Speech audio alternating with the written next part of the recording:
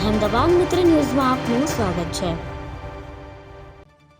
અમરેલી જિલ્લાના લાઠી તાલુકાના ચાવંડ નજીક 30 માર્ચની વહેલી સવારે એટલે કે આજે એક જાનની બસ પલટી મારી ગઈ। ભાવનગરથી જામનગર પરત ફરી રહેલી આ બસમાં સવાર આશરે 25 જાનૈયાને ઈજા પહોંચી હતી।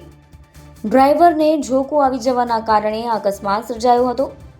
પ્રાપ્ત માહિતી અનુસાર જામનગરના લોકો ભાવનગરમાં લગ્ન પ્રસંગ પૂર્ણ કરી વહેલી સવારે પાર્થ ટ્રાવેલ્સની બસમાં જામનગર પરત ફરી રહ્યા હતા।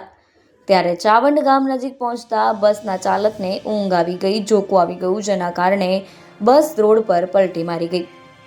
બસમાં અંદાજે 40 જેટલા જાનૈયા સવાર હતા। અકસ્માત બાદ બસમાં ભારે દેકારો પણ મચી ગયો હતો। ઇજાગ્રસ્ત 25 મુસાફરોને તાત્કાલિક 108 એમ્બ્યુલન્સ મારફતે લાઠી, બાબરા અને ઢસા સહિતની નજીકની હોસ્પિટલોમાં સારવાર માટે ખસેડવામાં આવ્યા।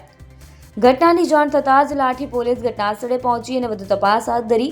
સદનસીબે બસ પલટી મારી હોવા છતાં કોઈ મોટી જાનહાનિ થઈ નહોતી અને એક મોટી દુર્ઘટના ટળી હતી।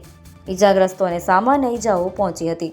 અહેમદાબાદ મિત્ર ન્યૂઝની યુટ્યુબ ચેનલને સબસ્ક્રાઇબ કરો અને બેલ આઇકોન જરૂરથી દબાવો, જેથી દરેક મહત્વના વિડીયોની નોટિફિકેશન તમને મળતી રહે।